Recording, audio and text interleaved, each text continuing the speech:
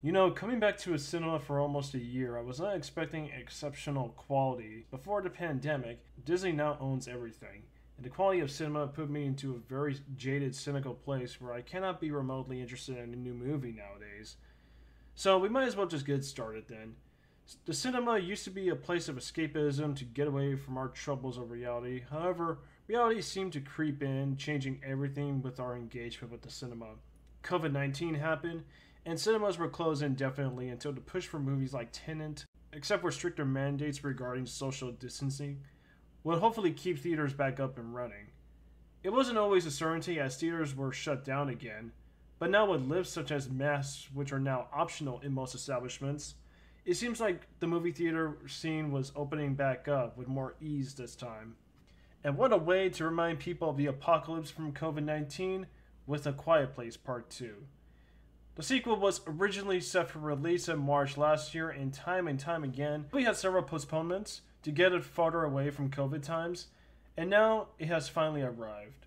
To go back, A Quiet Place was a film in 2018 from Michael Bay's studio Platinum Dunes. It became a sleeper hit in the box office, becoming one of the most profitable horror films in the past decade, and a huge peak for John Krasinski's career, transitioning from Jen Halpert in The Office to a real Chad with a bitching beard making movies behind the camera. The movie was universally received for its premise, post-apocalyptic setting, atmosphere, and dread. Most of those praises were warranted, but the movie is something already done before in 1990 in a little cult classic called Tremors. A stupid B-movie by Pitch about worms that hunt you by sound, plus a per well-executed creature feature with likable characters, consistent logic system of how these characters would survive, and an escalating tension factor once these worms find town. At a time when horror wasn't the norm so much with film critics, it was often disregarded as a cheesy B-monster movie with not much of value or substance. But as time has gone on, it really shows how much of a great movie Tremors has resonated with audiences and fans. So how does A Quiet Place hold up after 3 years? Well, the movie is well directed, photographed, and boasts an amazing soundscape, and there's no denying of any good acting. But you can't help that despite the presentation you're given, it's all in service of a broken plot executed from an interesting premise.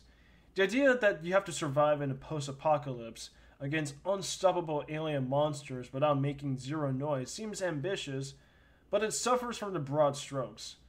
It seemed like with 2 films already, the rules you're presented and the inevitability that these monsters can kill you at the response to the slightest sound possible, it would seem unlikely for Jim and the Abbott family to survive a whole year span. And the film immediately breaks itself when the film's central driving plot revolves around a pregnancy conceived in the middle of a post-apocalypse. Why? Why? Just what is the logic of having a baby under the post-apocalypse with the most dangerous circumstances that can bring certain death? Like, do these characters not know that babies tend to cry? A baby crying will sure attract constant danger no matter if you plan ahead and figure out your way out of the scenario. The idea of the pregnancy, however, could have raised a universal dilemma. Would you abort the baby in order to value the safety of your entire family? Or would you just value all life of your kin and go with it, ready to face the consequences in this bleak world? For a high concept film, this issue of choice would lead to some genuine drama and tension within the family. But never does a film raise the question, and never do our adult characters pose any arguments. And if you're going to plan a day when your child is born, the most reasonable place the film does establish to be safe from the monsters will be the waterfall, which is shown that under loud white noise, you're safe from harm. But for some reason, they don't choose the waterfall for the birthing place, or else a plot can't happen. The rule system ends up breaking when characters tend to do stupid things since the film relies on contrivance to set up artificially dramatic tension and horror. And the film was sprawling with plot holes on just how anyone could survive the post-apocalypse and even some world-building aspects. Let it be known that the script for this movie was actually pitched to J.J. Abrams, but the company had to pass on it, so Michael Bay was able to take the project to his hands and hire Krasinski to direct it. So with the success of A Quiet Place, do you think the writers and John Krasinski would address the plot holes and character decisions by making a more cohesive movie to follow?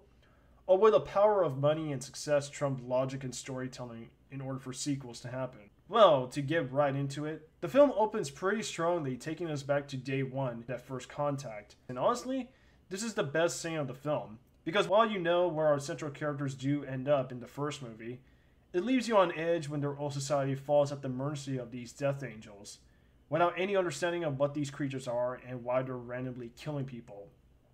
The prologue would make for a great short film on its own, which is where the peak starts to decline once when the plot kicks off from where the last movie ends.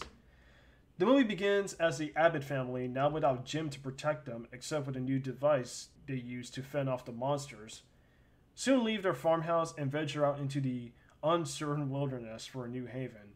Wait, that movie is already at odds with the continuity with the first film. Wasn't Emily Blunt ready to kill more monsters en route to their whereabouts? Especially after shooting one through its exposed brain cavity? Two more follow suit on camera, but hey, at least they made sure to keep the nail on the basement steps intact.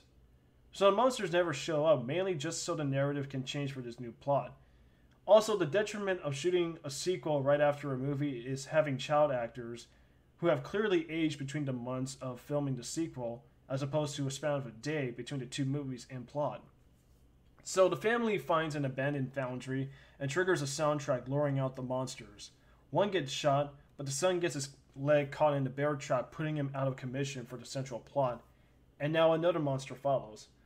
A survivalist they meet is named Emmett, who was close to the Abbotts before the apocalypse, brings them to safety. Already he is at hope's end, losing both his child and wife to the Death Angels, and is reluctant to help the Abbotts, considering that the world which still survives has gone mad, and they have a fucking baby that will bring trouble to his hideout. During their stay, they come across a broadcasted song on the radio loop, which is a signal to more survivors to find haven away from the merciless Death Angels. And so the daughter wants to use her hearing aid device to broadcast her feedback across the radio station, as a means for everyone to incapacitate the monsters enough to kill them. Much to everyone's reluctance, the daughter then decides to go out, with both hands carrying the stereo for her feedback weapon and a shotgun, and need to remind everyone that the daughter is deaf, unable to hear her surroundings. I mean, what's the worst that can happen?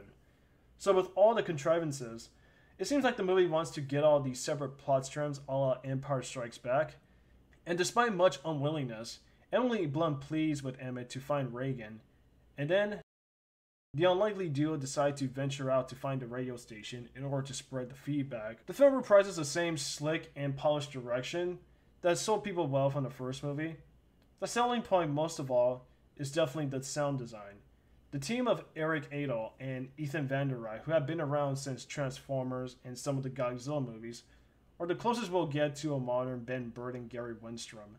These guys deserve all the recognition for every movie they worked on.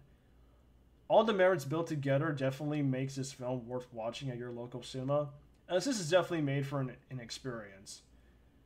As for the story itself, it's more entertaining than the first movie. Cillian Murphy finally gets a leading role for a major film, and his character, Emmett, is a huge welcome to this series. This character has seen some shit happen, and how he describes the world as he knows really misses the opportunity that perhaps maybe the sequel ditches the monsters and puts a new danger by exploring humanity in the most isolated recesses of this post-apocalypse. It will definitely serve as a new bottle story within its own bottle story. But instead from what we're given, I find myself on edge and sold in moments. As I was engaged in these moments, the most stupidest, contrived, and dumb plot beats committed by event and character takes me back out. Aside from the continuity of the first film's ending, there are several moments where they solely exist to push the action forward. Clearly, the daughter leaving her post to find a radio station happens to pick Cillian Murphy with the character, and someone with the solution against these monsters. She is willing to put herself at risk in the most stupidest fashion, which could possibly jeopardize any possibility for anyone's survival. Now, for that character, it's the same kind of irritating characterization that made it frustrating for me to sympathize with her in the first movie. And for a movie relying on sign language, it's definitely her character is not making a good representation on deaf people. Though I must say, for a deaf person, she sure packs some tougher plot armor than the Death Angels themselves. It also undercuts any possible development for why Emmett would go on this journey. There's really not much of a reason why Emmett is willing to go out of his way to help her, except under Emily Blunt's plea, and a hunch that the daughter has to find this safe haven. So this new relationship kind of feels rushed in places, and definitely serves to reinforce the idea that the daughter was right. The events that follow with the rest of the Abbott shows that had they not found Emmett's hideout, they would have been fucked in the first film after the emergence of their new baby. There's a ticking time clock in the form of oxygen tanks, needed to put the baby under a soundproof case, but if they got away from harm in encounters, the likelihood of survival for the family if these tanks would run out of air would be extremely thin. There's even a subplot regarding the injured son who is fearful of the situation, and this flaw just happens to inadvertently prop danger again for the characters. As for the monsters, I often criticize the Death Angels for deriving off the Cloverfield monster design, with shades of the Licker from Resident Evil. You get more of a threat factor with these monsters, as you get scenes of the Death Angels mowing down dozens of people in several scenes. As childish as they may sound, those moments make up for the more entertaining parts of the film. Just the monsters just killing people left and right, it's rather astonishing. But as a sequel, you need a higher blood count. There's even an established weakness about the monsters unable to swim in deeper water. I mean, didn't one of the monsters had no problem diving underwater in the flooded basement from the first movie? But it also leads to one of the most puzzling and contrived reveals the movie throws at us involving a boat in order to kick off the climax. Now, somebody once told me that the film, with its ending, rips off the moment in Stranger Things when Eleven takes out the Demogorgon. And just how it's framed, and while that does stand to be true, the film is just a blatant repeat of the first film's ending, where they use the weapon against the monsters at a bigger scale, and we don't get to see the perspective of other survivors who pick up this feedback and use it against the monsters, which I assume this is what the film was alluding to in the past 90 minutes. But it cuts to black in a blank cliffhanger, obviously setting up for a third film. Now, I don't hate the movie, and perhaps watching a new movie in the theater was rather refreshing, but you can't deny that all the plot issues in the first movie, while not as fundamentally world-building breaking, do reprise here, which makes it a frustrating experience to enjoy this movie as a whole. I think if you're looking to go see it, I would recommend just a $5 Tuesday admission. It's definitely built for a theater experience. And as it stands, the first movie really waned down over time, and despite its technical breakthrough for Krasinski as a director, it does stand at a 4 out of 10. And I think the sequel, with some entertainment value, should stand at a 5 out of 10, which is the most I'll give it.